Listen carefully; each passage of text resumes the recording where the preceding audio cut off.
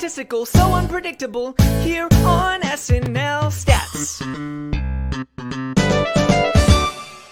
Yes, that is right. We are back for another week of an SNL Stats or Roundtable podcast, and I am so excited to discuss this. My name is Regé-Jean, and I am here with an excellent panel going over everything from this week's SNL. First up, he was on with us just a few weeks ago and had so much to say, and I'm always so happy to hear from him. He is Rich Tackenberg. Rich, how you doing? I'm good. I'm tired and punchy, but not as tired and punchy as the SNL cast is. So I'm happy to be here. Interesting. Okay. I can't wait to get into that with you. Joining us also is superfan Andrew Haskell, one of the moderators on the Live from New York subreddit. And he joined us for a live show a couple of weeks ago, which was really like one of the best shows we've ever had. So Haskell, let's make it 2 for 2 in this run. Yeah, absolutely. Last episode that we talked together, we were very on the opposite ends of the spectrum. So I'm super excited to see where we fall this time. Yes. We did talk a couple days ago, so I think we're going to be closer on the same page for this one, but we'll get into that. Joining us this week is also Darren Patterson. He is one of the hosts of the SNL Nerds show. He has joined us a few times before, and I am so excited to speak with him again. Darren, how are you? I'm doing well, John. This is my first time hearing that new funky 80s sitcom theme song you have now. It's pretty dope. It's pretty rad. Yeah, exactly. We'll have to get you on for the SNL Nerds show as well. That's 80s sitcom themed. But how's everything with you, Darren? Everything good in your life? And for the listeners who haven't heard from you on our show. Yeah, everything's good. We're chugging along, putting out new episodes of SNL Nerds. We got the latest one coming out soon, and doing all right, living the life, chasing the dream. All right, that's great to hear. So let's get right into it. I was so excited to discuss this episode because I feel like there was so much there this week to talk about, and that's always great for anyone who wants to podcast when you watch an episode of a show and there's a lot of interesting content. Rich, you came in, like you said, punchy and excited to talk about things. So without getting into any specific sketches, just tell me your overarching, thoughts on the show on Saturday. It was fun to watch. I think looking at, this season as, the COVID season, but also long stretches of doing shows without breaks, which is, more unusual here. I feel like for better and worse, we're seeing a very overtired and over punchy cast. And, sometimes I think the sketches that get written at 5 a.m. are brilliant. And sometimes I really have to scratch my head at how they made it to air. And I think this was one of those weeks. I feel like a lot of these sketches were just so silly and so dumb. And I don't mean dumb as a bad thing. I just mean dumb. They were just really dumb sketches. And when dumb works, it's really funny. And when it doesn't, it can be kind of rough. And I felt like that there was a lot of that. I also felt like this, I don't know what's maybe changed behind the scenes, but there was a lot of big sketches. 8, 9, 10 cast members in a sketch, which I think in a COVID world has been really challenging. I don't know if it served them to do this. I don't know if a lot of those sketches necessarily were fantastic, but it was fun to see. So it felt like a very fun episode. I sometimes say episodes are more fun than funny, and I think that might have been for me this, but it was still a fun episode to say. Yeah, this episode felt like such a turning point for me, and I think in a lot of ways, like you said, one of the noticeable things was definitely like a lot of cast members in these sketches. But I really felt for 2021 in the first 3 shows that we had, you either loved it or you hated it, but there was just.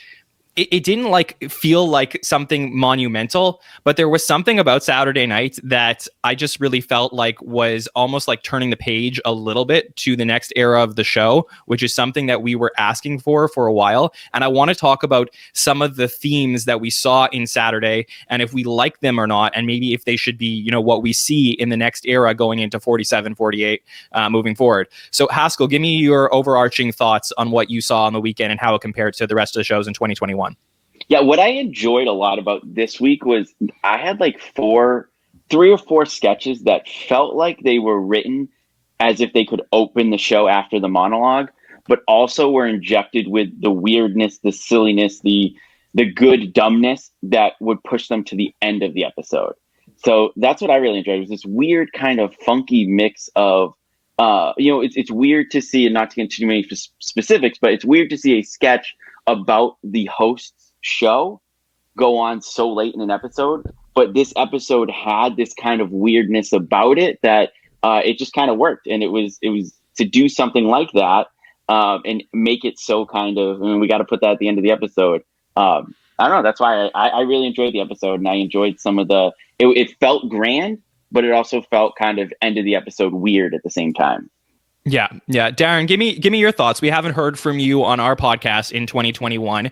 How have you felt like the show has handled, everything going into this year between, it's a big question, but between Krasinski, Levy, King, and now into this show, do you feel like there are some themes that you've been seeing in the last 4 episodes? A few, yeah. I mean, I think this past episode with the Regé-Jean, I think it was one of their strongest.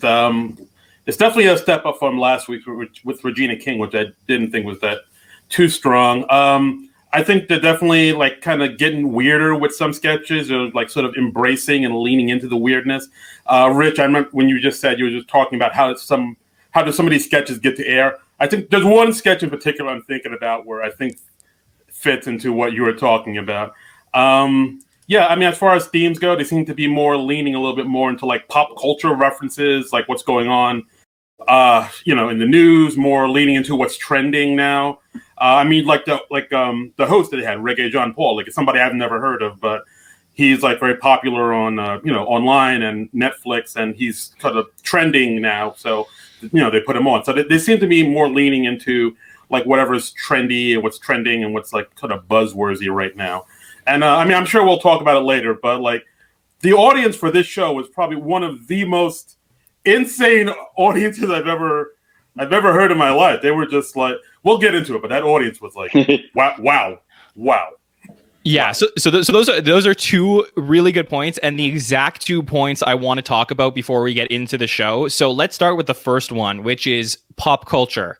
This show was so pop culture centric, and I actually feel that that's something that's been missing from the show for a while. A lot of people go back to what worked in the Seth Meyers era of the show, and they talk about, maybe a smaller cast and bigger names and a cast that, maybe worked better together. But I do think that the Seth era of the show that, that we kind of, a lot of people on the cast, or a lot of people on our shows seem to love, was really pop culture based a lot. And maybe that was, a little bit residual from the Tina Fey era that led into Seth's thing. But I feel like the show was so politics heavy for the last few years that it was like, almost like I almost felt like I got like slapped in the face with all this pop culture stuff this past week, where I was like, oh, this is really funny. And I get it. And it worked for me. Rich, can you comment on that? Yeah, I mean, well, you're right. First off, to Darin's point about picking, Regé to lead, I mean, normally, we would see someone like him show up at the season premiere of season 2 of Bridgerton. They would never move this fast. This is someone who I'm sure was not on their radar prior to Bridgerton. So the fact that they moved this quickly, kudos to them. I thought it was definitely the right call to strike where the iron is hot. I do think that it's, it is a little bit of a result of we live in such a fractured country now that when we talk about pop culture, I mean, I've never heard the driver's license birthday song, whatever that, like, I had never heard that driver's license song in my life, but I always like when they go for, I would rather watch a sketch that speaks to somebody, even if that someone is not me, than a sketch that is so watered down that it doesn't speak to anybody by trying to sort of fit everybody. So I love this. And I think that, and when it is, when they're doing, the pretend it's a city bit with Fran Lebowitz and Martin Scorsese, I'm on the floor laughing, but I'm not laughing at the driver's license sketch. I like that better. I like that. Go for the indie shots, go for the small shots, and let 25% of the audience laugh in hysteria and 75% go, I don't know what it is. Now, I will say with impressions and characters, when you've got a great cast member, you can get a laugh even if you don't know who the person being parodied is. And I don't know that we always have that with this cast. I don't know that everybody has that skill set, but I think that's when we're hitting on all cylinders. That's what we're going to see. Arcane, weird characters, whether it's the Tiger King or whoever, that we're all going to laugh at regardless, whether we know who Fran Lebowitz is or not. Yeah, Haskell, can you pick up on that? Because like I said, or like Rich was saying, if you have a great cast, pop culture works no matter what. And in response, Rich, Driver's License is actually the number one song right now on the Billboard Hot 100. So I do think that even if, you're not so in tune with music things, it was a little bit more general than something I would say like specifically indie. But I do think that I'm okay if the cast wants to go exactly in the direction you're talking about, as long as, the performers are great at what they do. So Haskell, can you pick up on that? Yeah, and it's nice that SNL is on the forefront, potentially giving the spotlight to a new star, like we saw this week, being on the forefront of a song that people in their 40s don't know. Like, it's nice that SNL can still be that sometimes 46 years in. And it's also nice that it can be a time capsule. If you go back, like we talked about what this era has been so far, so politics heavy, if you go back from like 41 through 45, and you watch it, it's a time capsule almost of like, oh my God, this is what we were going through in the country at that time. Like, this is what Trump said that week, or this is what had happened. And this episode will be a fun episode to look back on in a way of a Seth Meyers era episode. We can go back and be like, oh, that song Driver's License was really popular at the time, and they did this sketch about it. It was a really fun episode. So that's what's so fun about it for me, is almost the idea of what it's going to look like to look back on an episode like this one. Yeah, for sure. Darren, thoughts on that? You mentioned that these new episodes haven't been as politics heavy, like they've been more pop culture heavy, and that also might be because, like, maybe I don't know if they figured out exactly how to play Joe Biden. Like, they haven't figured out quite the right angle with him yet. I mean, with the 4 years we just had with Trump, I mean, it was politics heavy just because an insane thing was happening literally every week, or like it seemed like every day, and like Trump was just such a fully formed cartoonish character. It's like you just automatically know how to play him, and of course you have to comment on him because he's saying and doing insane things every week. But like with Biden, he's like a little bit more quieter and more reserved, and like I think they still might be trying to figure out how to angle it or how to play it. So until they kind of figure it out, they're going with the pop culture references, or see what's trending, and then making sketches about that more. Yeah, it's a great point. And let's talk about the second point that you brought up earlier, which was the audience. And this was something to me, and I'm going to go right to you, Rich, because this was. I saw people even on the Reddit say like, were the woo girls like too much? But I was having so much fun with this episode, and it was the jarring difference between the healthcare worker audiences that we've seemed to have gotten throughout the season. But like, holy shit, I was having so much fun. Like, I felt like I had to go pour myself like a drink and just enjoy the party that was happening in front of me.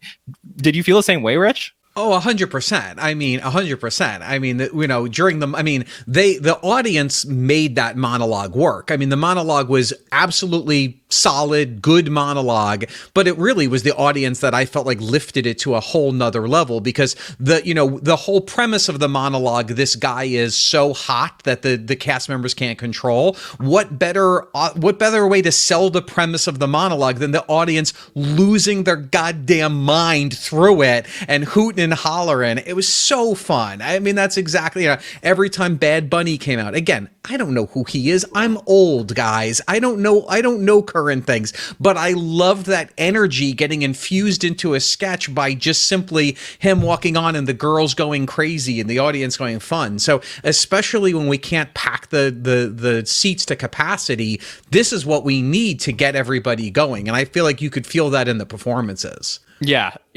I'm so with you. And Haskell, like, I don't want to bury the lead, but this was probably the reason why this episode was my favorite episode of the season. Honestly, just because I was just having so much fun with it. Talk about that a little bit. Yeah, the anti-wooers are probably the same crowd that hated the guitar smash a few weeks ago. Like, the people that just don't want us to be having fun. Well, there's all these rules. I never got to the point. I was actually a little bit surprised that it was like a big thing online afterwards. I loved it during the monologue. There was a few times where I was like, wow, that's a loud crowd. But it was just, for me, it was energy. It wasn't any sort of distraction or anything. So I loved it. Bring those girls back every week if you have to for the rest of the season, if you got to fill that crowd. Yeah, I wouldn't be surprised if the girls are there next week for Nick Jonas. Darren, do you want to touch on the audience a little bit? Yeah, I mean, it was weird because last week with Regina King's episode, it was like the audience was kind of like subdued. They weren't really there. And this audience they did like a total 180. They were, I don't know, part of me kind of feel like they were a little too hot because I noticed there were times where they were wooing at the setup of a joke. Like they were like constantly wooing throughout. And it was one of the things where I thought, oh, it'll probably die down a little bit. But like, no, they wooed and really got into it throughout the entire show. I mean, they definitely brought in a good amount of energy. But I don't know, there were points where I was like, all right, there were times where the person was like kind of setting up a joke and it really wasn't that funny, but they were still like really into it. Like, I don't know, it kind of took me aback a little bit. It was a little overwhelming for me. It's like, wow, this is too hot. Yeah, I totally get that take, and I really felt after I was like, do I feel so high on this show was because the last few shows' audiences were just so weak, and this was just so drastically different, and I'm not sure, and I guess I'm gonna have to see, moving forward throughout the rest of the season, if these audiences continue to stay so hot, does it get like a little bit draining and take away from some of the material? But I guess we can talk about that as we move forward throughout the season. Let's get into this Saturday's episode, and let's start off with talking about the cold open. We talked about how, again, we didn't see a Biden, and they decided to go the pop culture route instead of going to the political route. So, Rich, give me your thoughts on what you saw in the cold open this week, this Britney Spears cold open.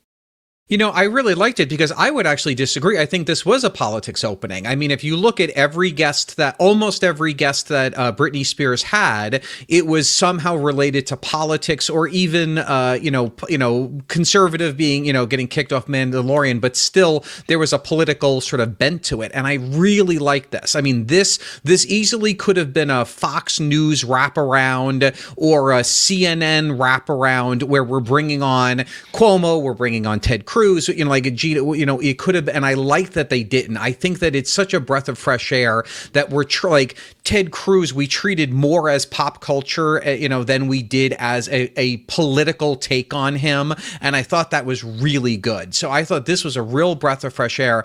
I really like Chloe Fineman a lot. I don't know that she has found a Britney Spears that spoke to me that I thought was particularly funny. I will also say, as we talked about before, this was a case where a lot of the jokes, I think, that of that character were very specific to a documentary, a 1-hour documentary that aired on Hulu that I didn't see. So I didn't totally know the references, and I don't care. I liked that they did that. So that being said, I thought it was fresh. I liked the pacing. I thought the fact that I can't believe I'm going to say this, Pete Davidson was good. I mean, he just was good. He really was he's a solid Cuomo, which is, I'm so happy to say. So, I thought not everything worked. I thought it was a real fun energy to kick off the open of the show. Yeah, Haskell, maybe a better analogy is almost like this was like a turducken where like the duck was the politics, but it was wrapped around a pop culture turkey. So it was like, if they want to continue to do politics baked into pop culture, I think that plays a lot better to, at least to the audience, since what they've seen over the last few years. Yes. Let me just start by saying, Rich, my prediction since October, Pete Davidson is getting an Emmy nomination this year. And I think this past episode might have sealed it. But in terms of the cold open, again, it's a breath of fresh air, like we said. It's fun to see them, even if they're going to do politics, to do it in a different way, to say, let's pull some pop culture into it. As I was searching through for things in this episode to not just sit here and gush over the episode, I did come across one thing in the cold open that I kept coming back to, which is even as they change up and hide the politics, I'm still waiting for a cold open that isn't a wraparound, that isn't like we're going to give a minute and a half to every story from the week. Let's bounce. I was trying to think. I think the R. Kelly from a little while back now, where it was just the R. Kelly really, was the last time that they said, here's a story from this week that was big. Let's open the show by diving into it. It feels like it's been a long time of like, you go right, again, 45 seconds to a minute on Ted Cruz. You go right 45 seconds to a minute on Andrew Cuomo. You go write about the Mandalorian, and then we'll squeeze them together on Thursday. So that's the one thing about this cold open that I was like, it's a breath of fresh air, but it still feels a little bit of the same. Yeah. Darren, I want to get your thoughts on the cold open, but speaking about just what Haskell said, I think that maybe the difference between the last few and this one was that we had Chloe opening up the show. And I think that it's significant that you have, a second-year player, be basically saying, hey, I'm going to like MC the night for you guys and open it up. And it felt like fresh because of that. So Darren, let me get your thoughts on the cold open. Yeah, I was just about to mention that too. Like how it's like when it opened, I was really surprised to see they let Chloe anchor the cold open. I was like, oh, that's a big deal. I was really surprised. And I know she's a really great impressionist. I wasn't too crazy about her Britney Spears, but like I thought she did a great job. Again, to your point, Rich, yeah, Pete Davidson, he's really turned into a great character actor. He's like really turned the ship around. I'm really impressed with him. His Cuomo was fantastic. And also to you, Andrew, I do agree a little bit where they have the cold open where it's just like they kind of combine a bunch of things that happened in the past week and make it, make one big moshy sketch out of it.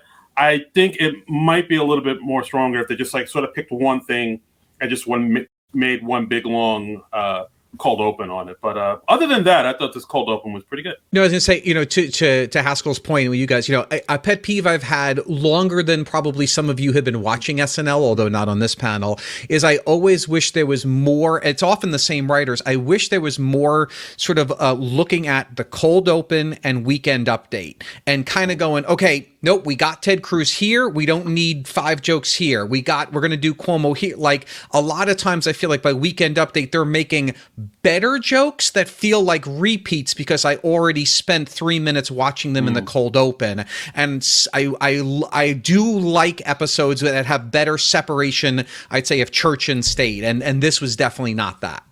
Yeah, that's a great point. And also, just like a statistical note, I would love if anybody ever feels like putting together a compilation of Phil Hartman playing Mario Cuomo in the 90s. He did it a couple times with Pete Davidson playing Andrew Cuomo. I would love to see that because that would be very interesting to see. But yeah, look, I think this was a good cold open. I was excited. I felt like you said, high energy felt jarring going into the show. And there was a couple cute things in here, like especially the Ted Cruz fancy family vacation 2021 shirt that 80 was wearing, and the Free Britney subliminal message that flashed. I mean, that was something that if you've been watching Britney's Instagram for about a year now, everybody puts in the comments, there's a subliminal message in here, somebody find it. So I think it was cute that they played on stuff like that. And, it was, like I said, it was a great way to start the show. Let's talk a little bit about Regé-Jean Page, who, for if you didn't watch Bridgerton, you probably had no idea who this was going into it. But if you did, you were very excited about it. So,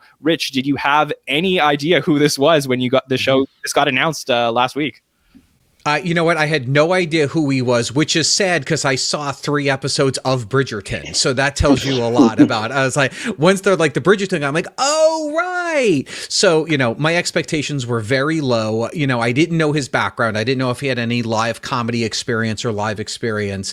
But I thought as a guest host, as a first time host, I should say, I thought he knocked it out of the park. I thought his timing was great. His energy was great. His delivery was great. I mean, I felt like he was just, I really liked him a lot and had very low expectations. But in a lot of the sketches, I thought there were even sketches where, just the idea of having to look not at the person you're talking to because you're reading the cue cards, but still selling the silly comedy while you're not quite looking at the person that you're supposed to be talking to. I thought he did a very good job with both the technical and the fun of it. I thought it was really fun. Yeah, Haskell, what were your expectations going into the Regé-Jean Page episode? Yeah, well, my fiance watched Bridgerton, so I'd seen his butt a little bit more than I'd wanted to going into the episode. But going in, I was like, I think there is a pattern developing where when you don't know who the person is, when your expectations are starting to lower, that they do come out and knock it out of the park right away. And John, you might be onto something where this might be the audience kind of tricking us a little bit, but like I think he was like 3 lines into his monologue and I was like, this dude's gonna kill it. Like he had great energy, great timing, and he was one of those great type of hosts where maybe looking back on it outside of the monologue, I don't look back and go, oh, he was great in this sketch or this sketch and this sketch and this character was great. But he just flowed so incredibly well with everything that was going on that he never seemed like out of place. He never seemed nervous. He just allowed these jokes to flow.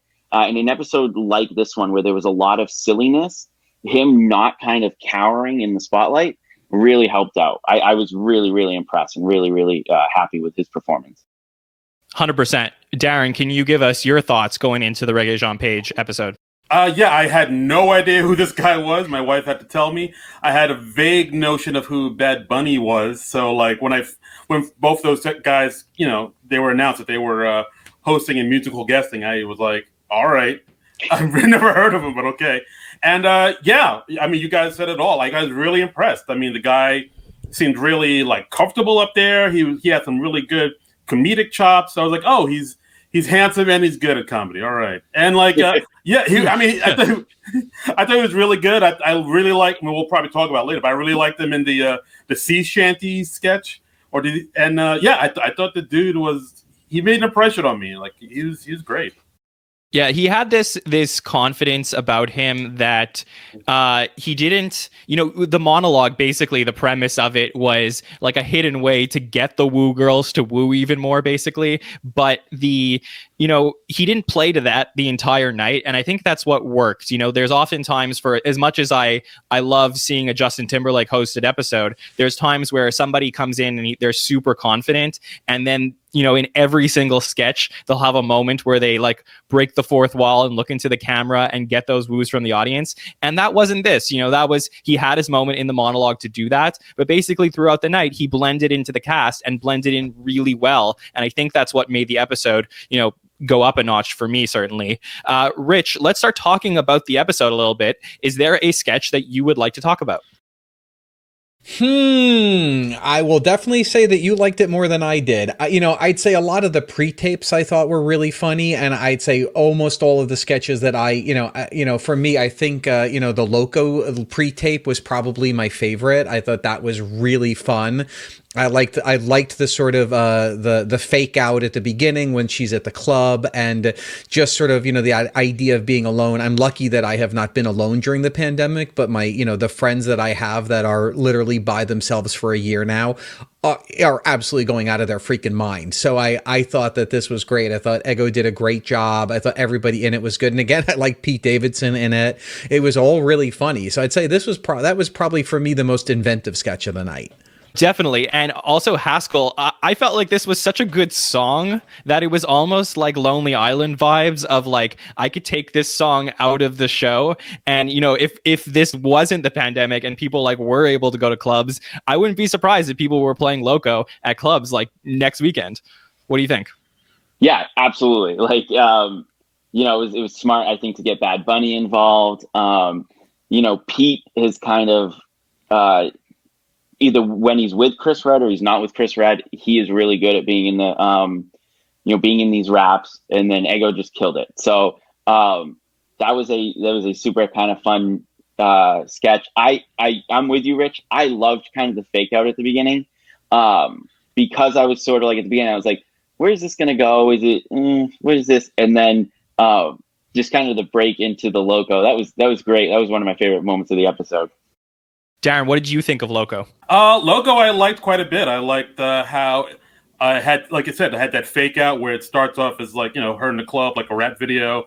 And then it sort of switches to, oh no, she's just losing her mind because it's quarantine and we're all got to stay indoors. And I really dug that. And like, of course, the way that Pete Davidson sort of came in towards the end and spitting his bars, as it were, how he gets Tenet now.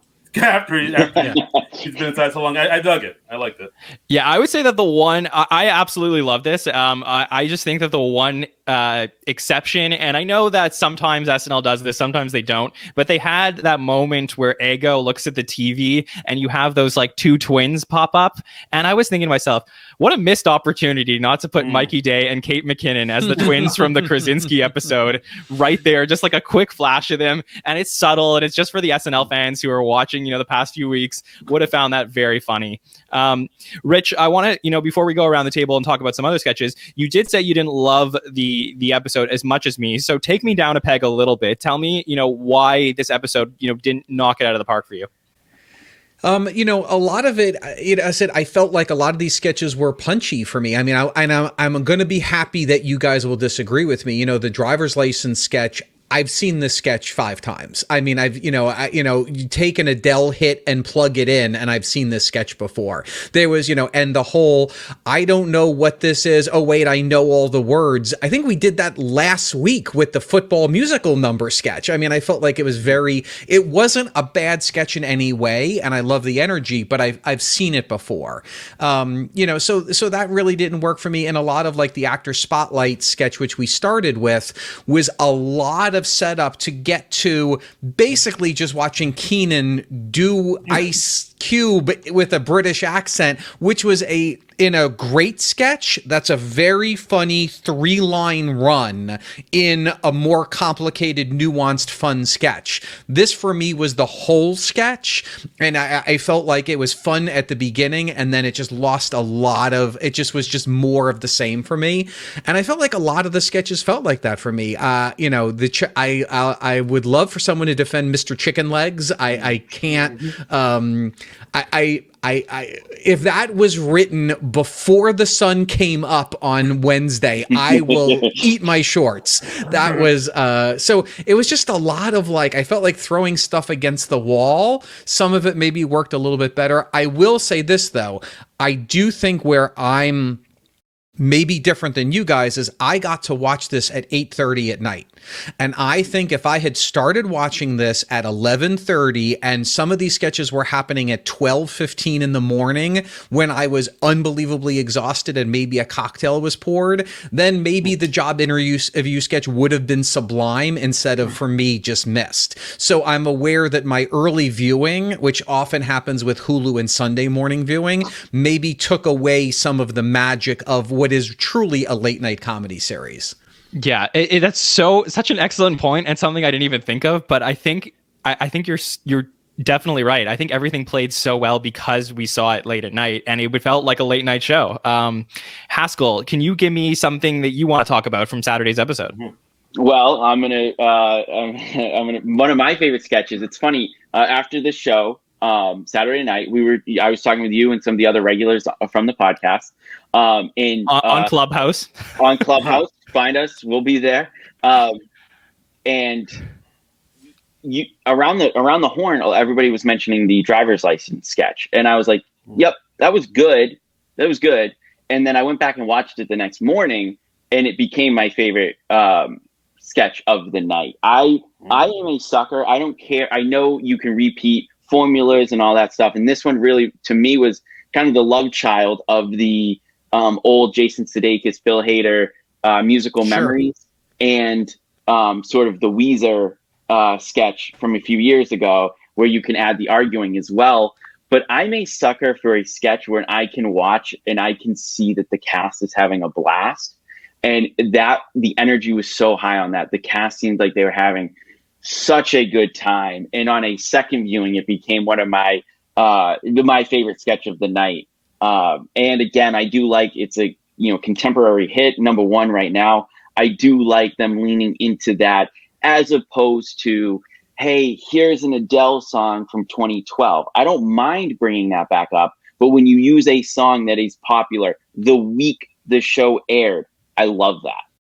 Yeah. I think that the difference between the other ones in this era and this one felt more based in reality. Like it was like not like, oh, we don't know this song. Like, oh yeah, we do. It was like they were talking about specific details of the music, and it was like, oh, this kind of reminds me of Billie Eilish. Like, oh, this part reminds me of Taylor Swift. And I could actually relate to that because like when I would go to bars with friends and have drinks, like we would sometimes have those exact conversations and then just like end up just having a great time talking about new music. So it felt like so relatable versus like the other crap that they've done that's very like just doesn't make any sense. So this just felt so different to me. Darren, can I get your thoughts on the driver's license sketch?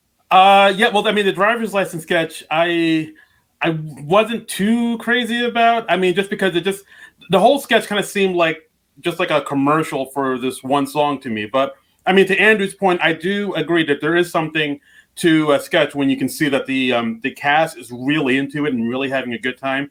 And I felt that when I watched both the Sea Shanty sketch and the Two Families Saying Grace sketch, like the one that ended basically with Beck Bennett like dancing, doing like donkey kicks or whatever he was, and, like the funky worm, like that. I could tell, like, all right, they're all having a good time. That's pretty awesome. But as far as the driver's license sketch goes, I don't know if it was a thing where, because I didn't know the song, so I didn't really have that strong a connection to it. Like, it just kind of was like, all right, I guess this is what the kids are listening to nowadays on the jukebox or whatever. But yeah, I was kind of like lukewarm on it. Yeah, Rich, was there anything else you want to say about that, or should I head back to Darren for another sketch? I'm glad that you guys liked it more than I did, but I probably wouldn't revisit it. So yeah. Yeah, that's fair. Darren, can you tell me a sketch that you want to talk about? Yeah, well, I mean, Rich mentioned another sketch that he wasn't too crazy about that I thought was really good. That's the job interview sketch. I just like the level of absurdity that was in it. It was just like one surreal, absurd thing after another absurd. It's like very fast, quick paced, like rapid fire absurdness, like to Beck, pointing to the ads that he created, without getting paid for them, like Legos, but you can't eat just one. And then just Bowen quickly coming in with notes for him saying, "Oh, we're losing millions. Your mother is downstairs topless," and Beck just saying, "Oh, she's early." Like quickly, like that. And like there was also a joke in there that was so quick I didn't catch it the first time I saw it, but I did upon rewatch. I don't know if you guys saw it either, but like there was one part where in the beginning of the sketch, Beck says, well, he says the name of the company. He says the company is Mixed Martial Media. And then later on in the sketch, he says to Regé, "So what makes you think that you're MMM material?" I'm sorry, I stuttered there. Material. Oh, it's beautiful. Like, it's beautiful. That was like a quick joke. And if you caught that and you remembered the name of the company, you were like, oh. It was like one of those quick little jokes. I was like, damn, that's really clever. And so I thought that was my favorite sketch of the night, honestly. Yeah, this one was different for me because this one was obviously slice of life based and not pop culture based. So it definitely stood out compared to the others.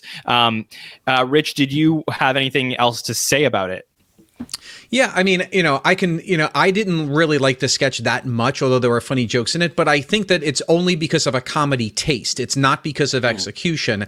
For me, my personal preference, there was none of the characters were grounded in reality. This was, as we would say, this was a trip to Crazy Town from the jump, and every single person in the sketch was in Crazy Town. So I was sort of like, okay, so I was more it was sort of like there was a wall between me and the sketch where a lot of the individual jokes were funny, but it wasn't grounded for me enough where I could go, oh my God, I'm really loving this sketch. But a lot of the individual jokes were very funny.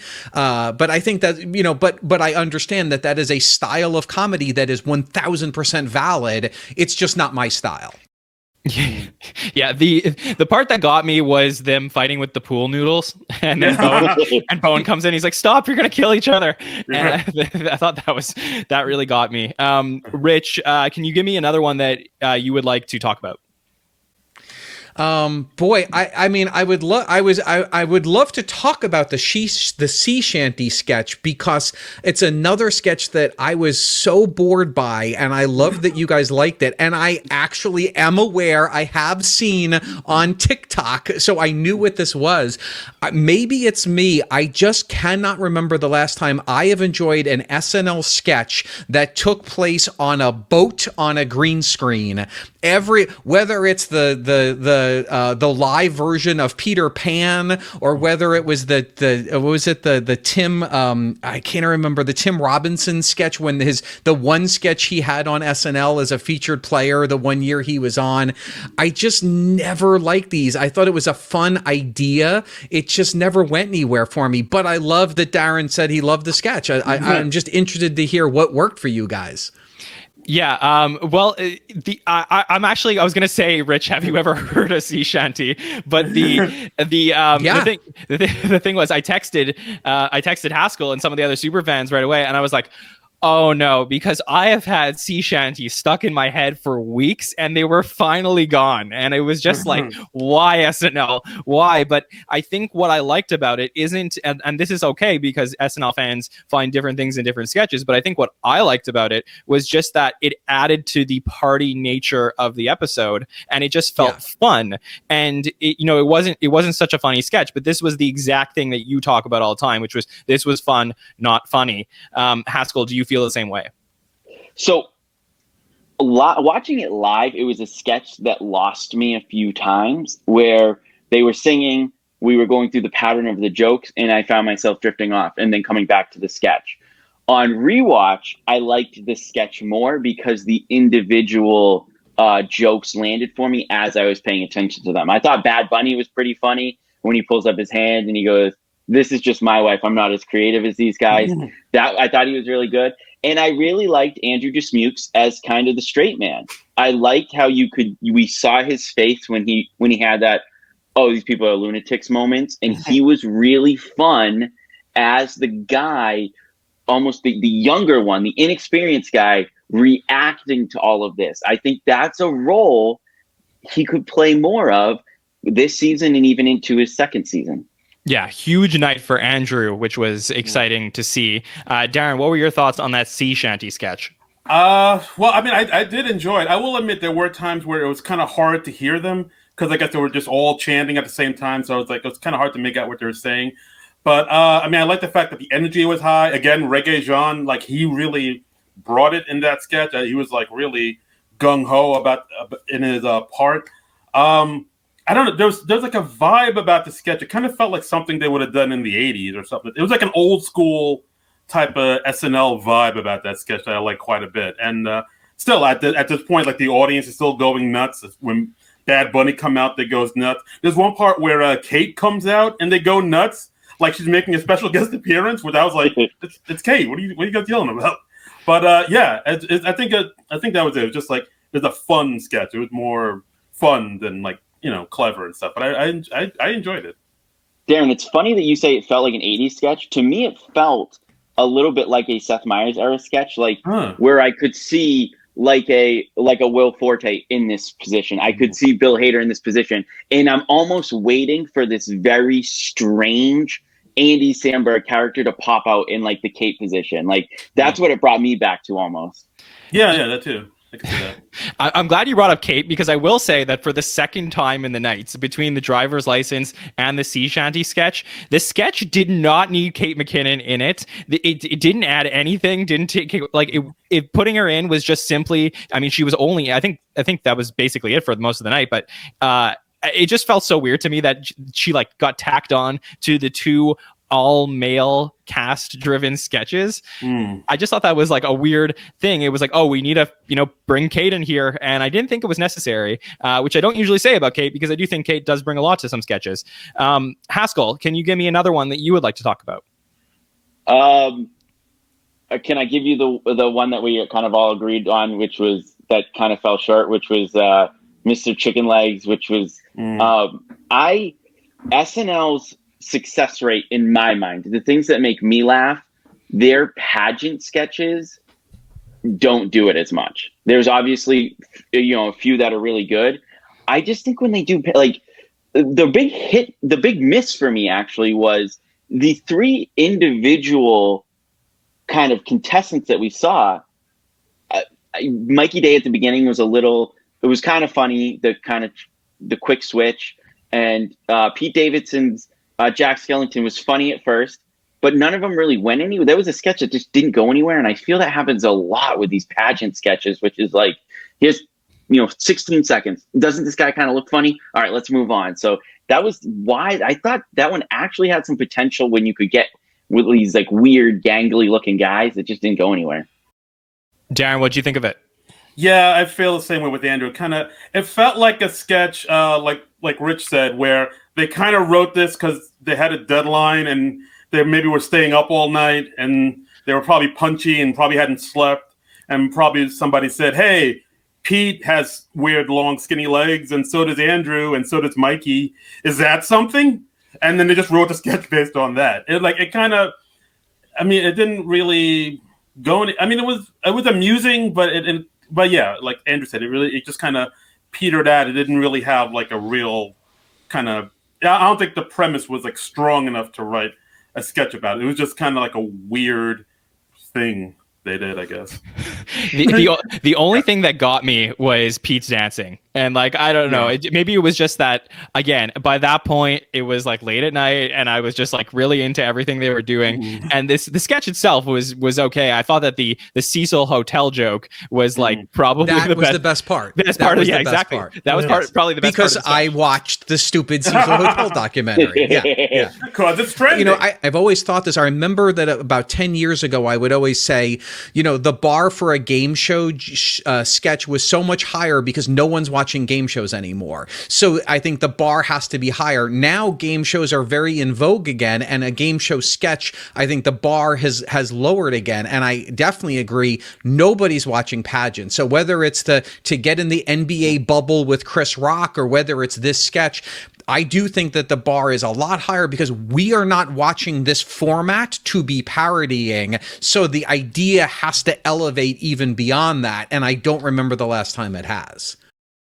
Great point. Darren, was there another sketch that you wanted to talk about? We could talk about grocery wrap.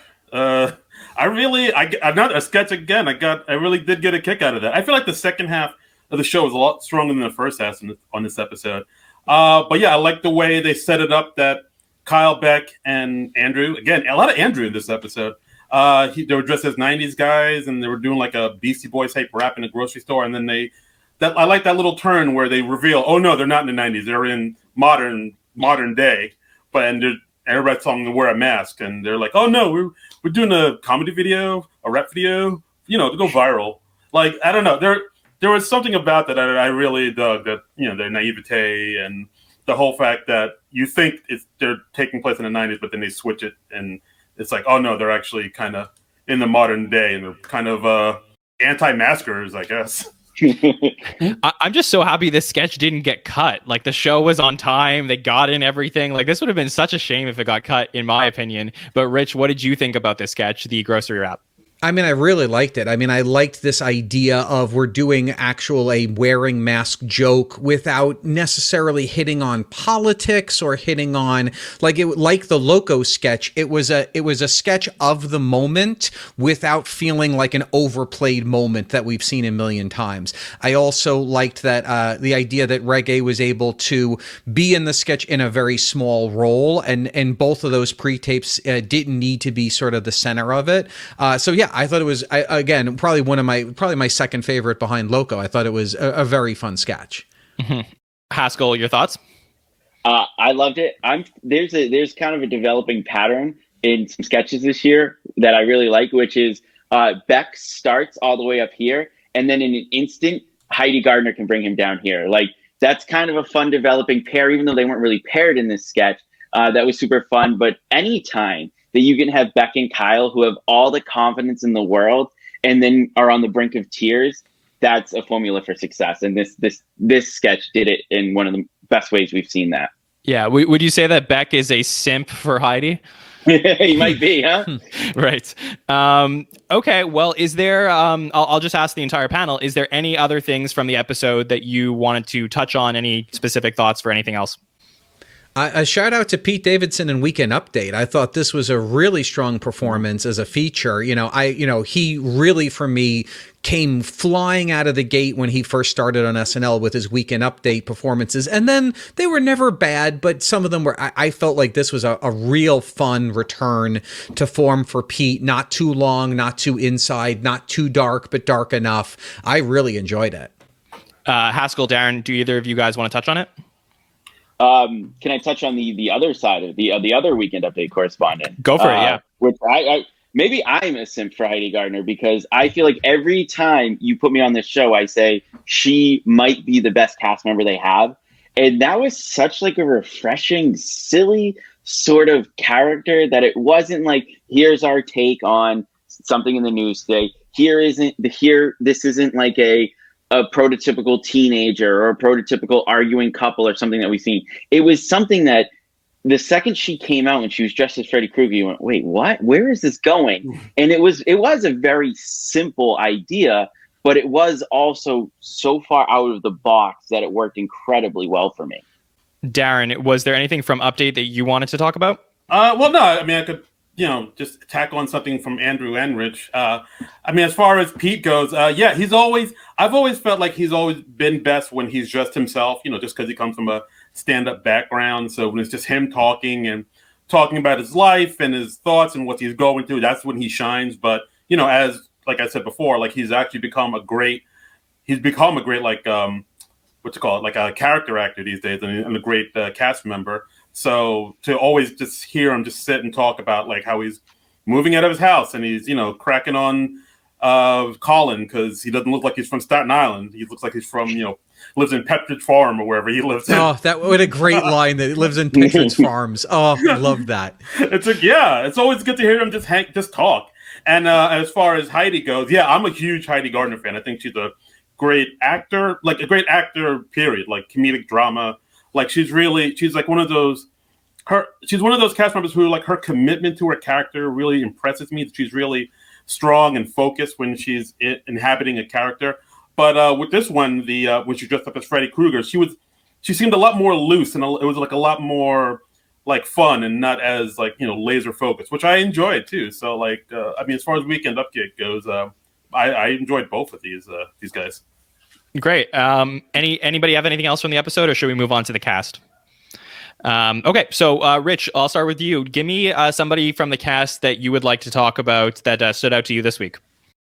I mean, for me, I think it was Ego, and this is not the first time I would have said that, but I think she's really showing herself to be very versatile and, being in a lot of different sketches, being the straight woman in one sketch, being the comic relief in another sketch. So I thought she was really fun. I thought that Chloe Fineman easily held her own, anchoring the cold open, which is an impossible, position to be in unless you've got something really strong. So I thought she was really good.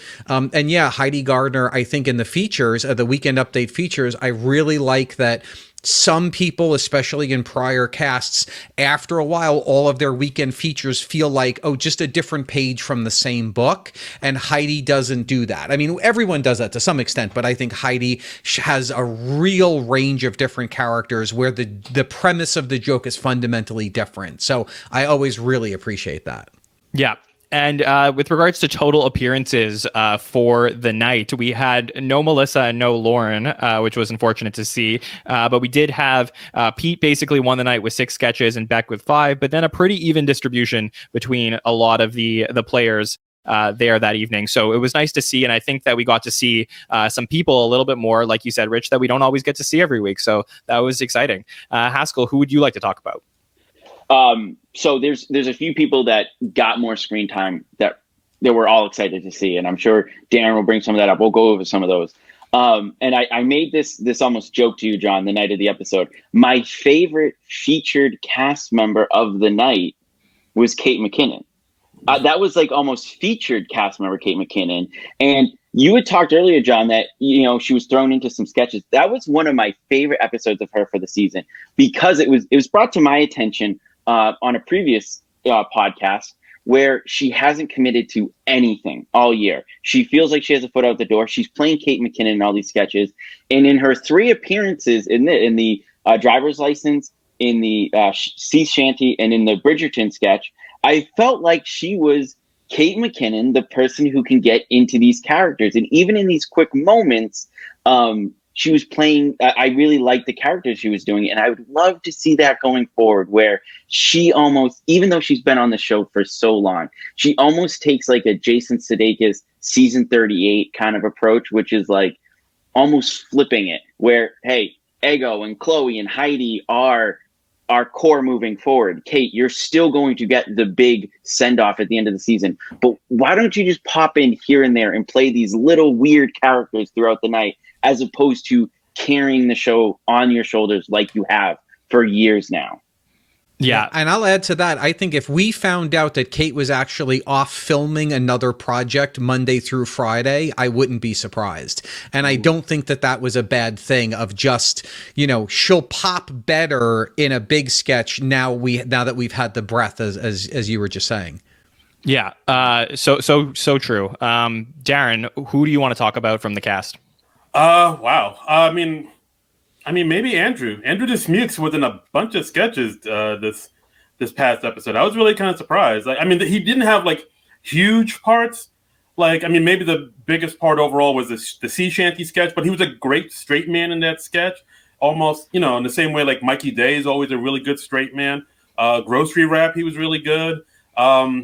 He had the one line that made me laugh in the chicken leg sketch, which I'm still not crazy about, where he was talking about his legs and what he could do with them, and he ended it with, don't believe it, just watch. Like, I don't know what that one little thing made me laugh so hard. Speaking of current pop culture references. Yes, of course. Yeah, that's still hot on the charts. But yeah, as far as what everybody else said, Ego, I think Ego's the future. She's really proven to herself that, she's like diverse. She can play any role. She's, I think Ego has the goods as far as I'm concerned, as does Heidi, who's one of my favorites, and Chloe too.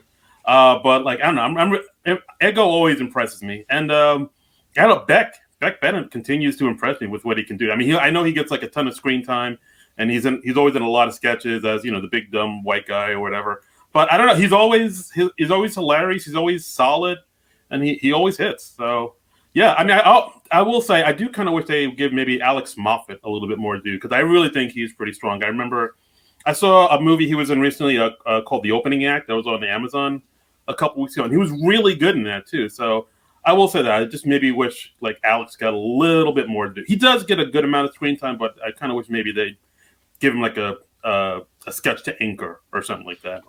Yeah, I totally agree. Darren, Ego has been killing it. For those who are watching live, unfortunately, Rich had to pop out. Had a little bit of technical difficulties with the internet, but he loves you all and cannot wait to get back to talk with some SNL with us during our next run. So it was great to hear from him for the majority of the show, but we'll continue on with Haskell and Darren. Haskell, I know you had something else that you wanted to touch on from somebody in the cast.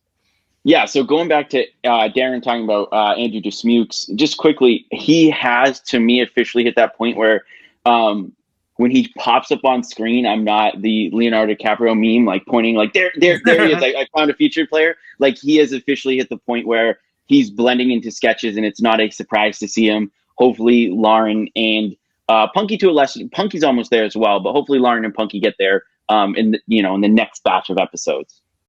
Yeah, the one, we talked a little bit about this episode being like very Chloe and Ego focused, and I'm so happy about that. Like, I really feel like that's something that I've been asking for. If you've been following our podcast, that's one of those things that I've been talking about for the last few shows that I want to see. But if I'm going to, bring up something a little bit different, one of the things that for those who aren't following along with the cast outside of the show is that Chris Redd and Kenan Thompson are filming their show during the run of SNL right now, where they're filming the Kenan show, and they're flying back and forth from LA to New York, where they're spending the entire week in LA, flying back on Friday night and coming back to Studio 8H on Saturdays. And I saw something really cool this week, which was, if you remember the Actors Spotlight sketch, when Chris and Kenan were, doing their individual parts, they had like a pre-tape that they went to basically in the middle of the sketch, where they were like, oh yeah, I remember when you were in that movie. And they filmed that stuff on Saturday at 1 p.m. in Seth Meyers' studio.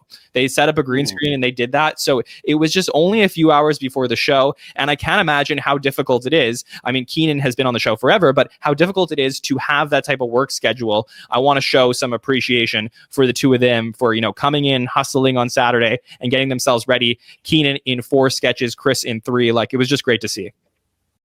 Okay, guys, so moving on from there, let's talk a little bit about next week and our expectations.